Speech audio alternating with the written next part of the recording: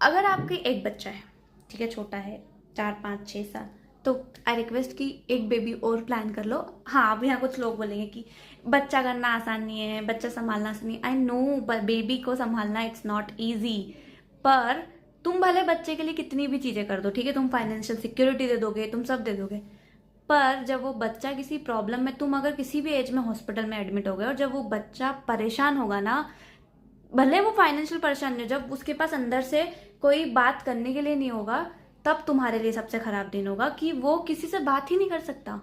ये मैं अपनी तरफ से बोल रही हूँ। और अगर तुम्हें लगता है मामा मासी चाचा बुआ काका ताऊ किसी के बच्चे आके आपके बच्चे को संभाल लेंगे, तो आप सबसे बड़ी गलतफहमी में है।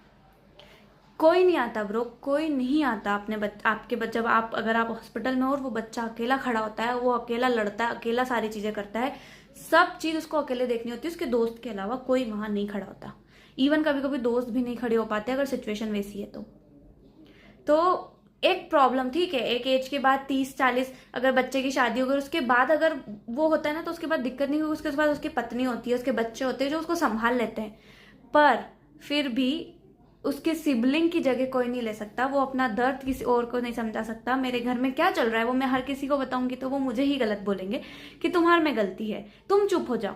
पर वहीं पे अगर वो मेरे साथ मेरा ही कोई सिबलिंग होता तो वो मेरे लिए बहुत खुशी की बात होती कि चलो हम दोनों अपना दुख, सेम दुख बांट पा रहे हैं। अब मैं अपना दुख किसी से बांटती हूँ तो मैं खुद ही बंद कर चुकी हूँ ना, मैं किसी के सामने रो सकती हूँ, क्योंकि मैं अपने माँ बाप के सामने नहीं रो सकती ताकि उन्हें कमजोरी फील ना हो कि हमारी बेटी रो रही है।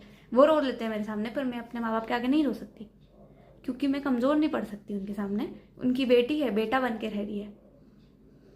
तो आई फील कि भाई बच्चे 2 होने चाहिए, ठीक है, एक थोड़ा गरीब में पढ़ा लो, किसी पढ़ा लो, पर बच्चे 2 होने चाहिए।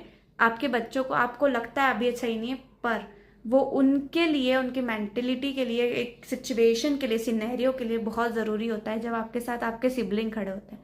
कजिन्स नहीं होते भाई, सीरियसली नहीं होते। मेरे साथ कोई नहीं खड़ा है, मैं अकेली लड़ रही हूँ अपने पापा की दुख बीमारी से, दूसरी चीज़ों से, खुद की बिजनेस से, दुकान से, सारी चीज़ों से सब कुछ मैनेज करती हूँ अकेले। खुद की टीम मैनेज करती हूँ, दुकान मैनेज करती हूँ, कंटेंट क्रिएट कर रही हूँ ताकि मैं आगे बढ़ सकूँ।